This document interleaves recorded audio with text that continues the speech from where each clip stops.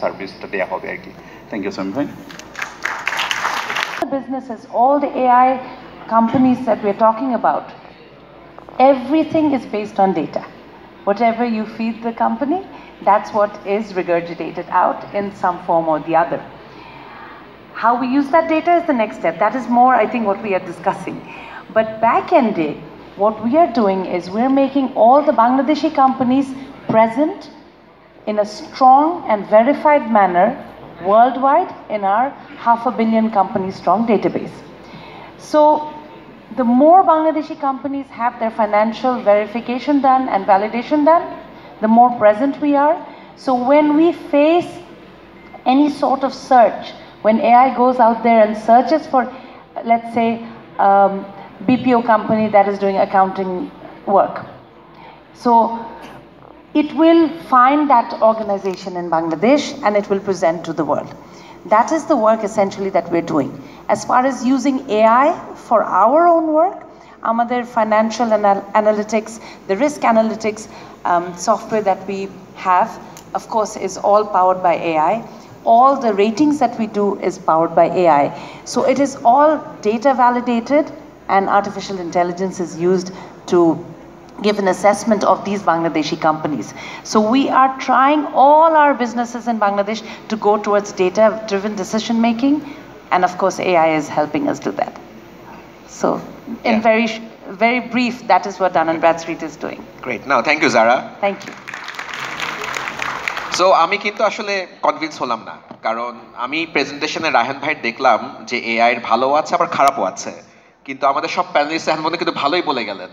I didn't hear about the negative side of AI. AI আমাদের what is a big threat to jobs and other things, right? So now we'll hear from Dr. Muntasir Mamun, who is a DG of Foreign Ministry ICT Wing. But you can, I remember once seeing a presentation from Dr. Mamun. He's a scholar, by the way. He's a big scholar, and I've seen blockchain একটা presentation দেখেছিলাম একবার Dr. Muntasir দিয়েছিলেন, very detailed. So এখন দেখি উনি AI তেও he's going to talk to us about AI. But I know you can cover the goods and the bads, but I'd also like to hear from you about AI safety, about the threat AI poses to jobs and other things, if you want to also cover that part. Thank you. I hope I'm audible. Well, no, I'm like a little bit confused because there's so much to think of, starting with Dr. Anana Rahan, as always. Dr. Anana Rahan's presentation is always thought-provoking, and what he does is precursor to something which is coming 5 to 7 years down the line. See, what Sami Bhai has said is like, and I'll just give you a little bit of an introduction about myself. Probably that's when you'll understand why I'm saying what I'm going to say. I'm not only the DG ICT for the ministry, I also look after the economic diplomacy, international trade, investment, and frontier technologies for the ministry, and also partly for the government.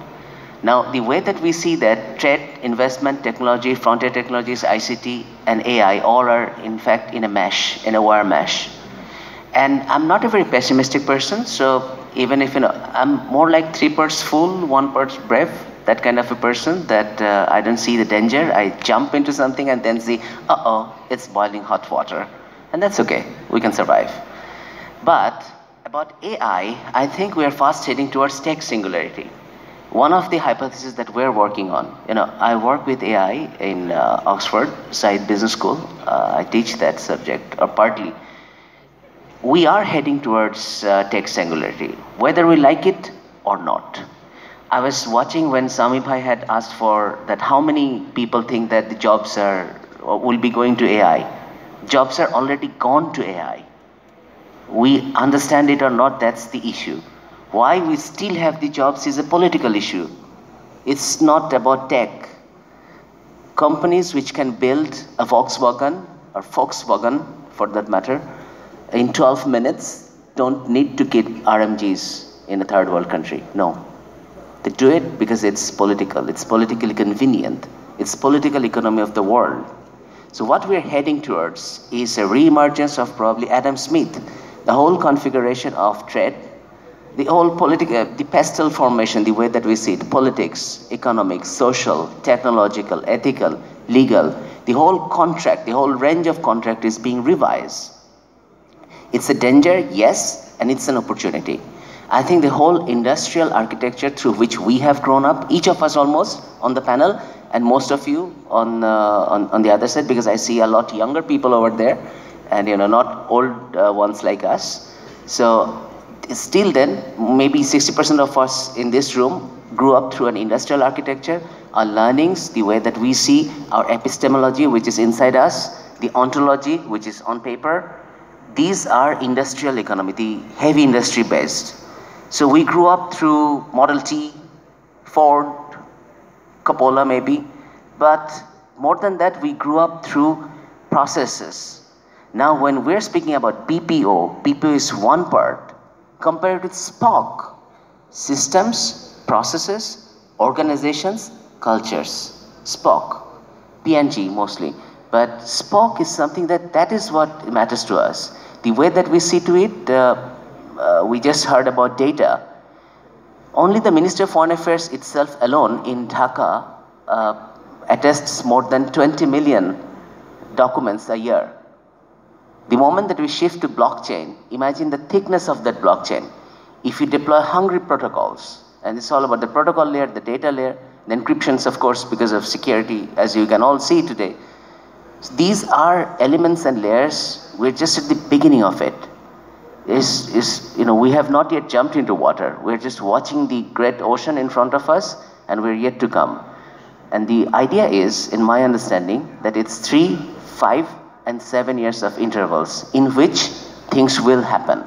Now that I can say, not for sure, but that's an hypothesis. As a government officer, I should not be saying anything at all.